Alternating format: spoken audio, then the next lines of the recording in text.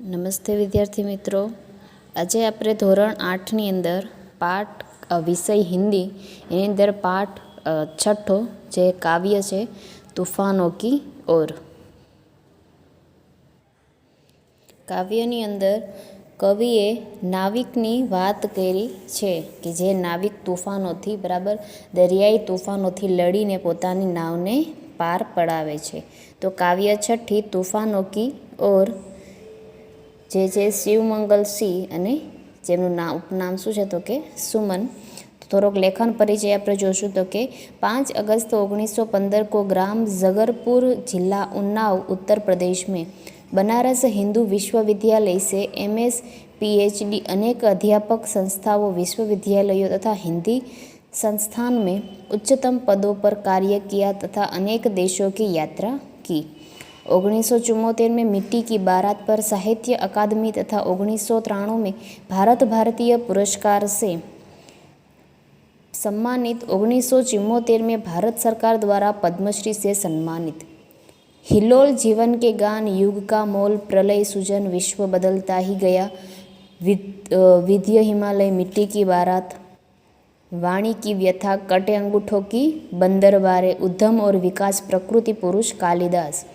प्रस्तुत कविता में कवि शिव मंगल सिंह सुमन ने सदा संघर्षमय रहकर अपने लक्ष्य की ओर बढ़ने की प्रेरणा दी है.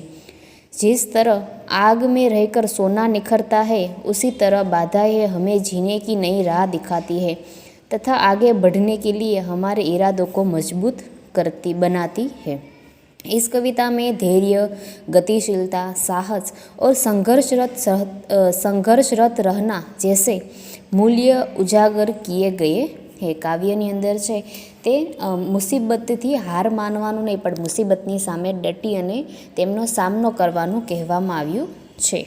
બરાબર, તો આપણે કાવ્યની શરૂઆત કરતા તૂફાનો કી ઓર ઘુમા દો નાવિક નિજ પતવાર. બરાબર, કવિ શું કહે છે કે તૂફાનો કી ઓર ઘુમા દો. અહીંયા કવિ છે તે મુસીબત અને પરિસ્થિતિનું નિડરતાથી સામનો કરવાની વાત કરે છે. શું કહે છે કે એ નાવિક તૂફાન જે તરફ છે ત્યાં જ તારી નાવિકાને તું ઘુમાવી લે. બરાબર, જે તરફ તૂફાનનું રૂખ છે એ તરફ તારી નાવિકાને તું ફેરવી લે. આજ સિંધુને વિષ ઉગલા હે, લહેરો કાયો વન મચલા હે. બરાબર, શું કહે છે કે સિંધુ એટલે સમુદ્ર. આજે સમુદ્રએ જહેર ઉગડ્યું છે. કઠિન પરિસ્થિતિ આવી, સમુદ્રની લહેરો પણ તારી નાવને ઓળંગી જશે. બરાબર, શું કહે છે કે આજે સમુદ્રમાં લહેર આવી છે, તુફાન આવ્યું છે, આજે સમુદ્રએ ઝહેર ઉગડ્યું છે અને આ ઝહેર તારી નાવને પણ લઈ ડૂબશે. આજ હૃદય મેં ઓર સિંધુ મેં સાથ ઉઠા હે જ્વાર. બરાબર, આજે આપણા હૃદય અને સિંધુની અંદર આજે કેવો તો કે જ્વાર છે તે ઉગડ્યો છે. તૂફાનો કી ઓર ઘુમા દો નાવિક નિજ પતવાર. બરાબર, તૂફાન જે દિશામાં છે એ દિશામાં તારી નાવિકા બરાબર તારી હોડીને તું ફેરવી દે. બરાબર, પતવાર એટલે શું થાય તો કે નાવ જે ચલાવે. બરાબર, હોડી ચલાવવાની જે લાકડી હોય છે કે જેના વડે આ હોડી આગળ વધે છે તેને શું કહેવાય છે તો કે પતવાર. ત્યાર પછી લહેરો કે સ્વર મેં કુછ બોલો, ઇસ અગંડ સે સાહસ તોલો. બરાબર, શું કહે છે કે લહેરો જે સ્વરે ઊંચા થાય છે તેમ તું પણ તૈયાર થઈ ને તારી શું કહેવાય કે તારી તું તૈયાર છે તેવી રીતે લહેરોને તું દેખાડી દે. તારો પણ કેટલીક હિંમત છે. જીવનના તુફાન એટલા કે જે ભાગ્યશાળી લોકોને જ હોય છે. બરાબર, એટલે લહેરો છે જે સ્વરમાં બોલે છે, લહેરો જે ઊંચા સ્વરમાં બોલે છે એવી જ રીતે તું પણ તેની સામે તેવી જ રીતે તું અડગ એટલે કે મજબૂત થઈને તું ઊભો રહે.